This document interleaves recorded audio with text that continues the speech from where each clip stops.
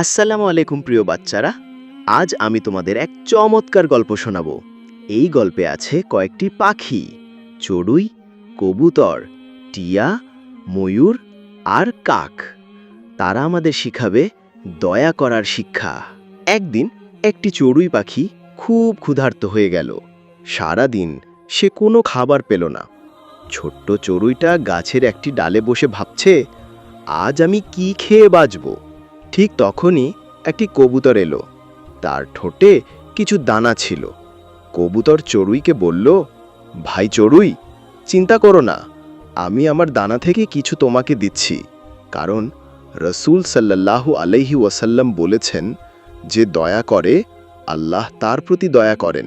কবুতরের এই কাজ দেখে টিয়া খুশিতে ডানা ঝাপটাতে লাগলো।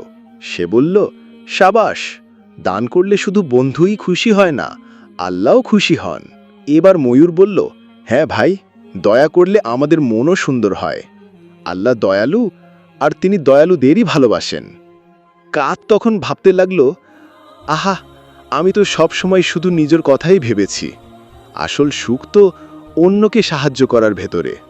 এভাবে পাখিরা সবাই মিলে খাবার ভাগাভাগি করল, আনন্দ করল, আর শিখল দয়া করলে আল্লাহ খুশি হন, আর আমাদের হৃদয়ও হয় পবিত্র।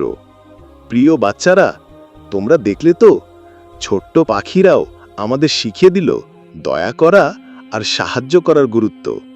আসো, আমরা আজ থেকে প্রতিজ্ঞা করি, আমরা সবার সাথে দয়া করব, ভালো ব্যবহার করব, আর আল্লাহকে খুশি করব। তো বন্ধুরা, কেমন লাগলো আমাদের আজকের গল্পটি? ভালো লাগলে লাইক করো, আর এরকম আরও গল্প শুনতে চাইলে চ্যানেলটি সাবস্ক্রাইব করো।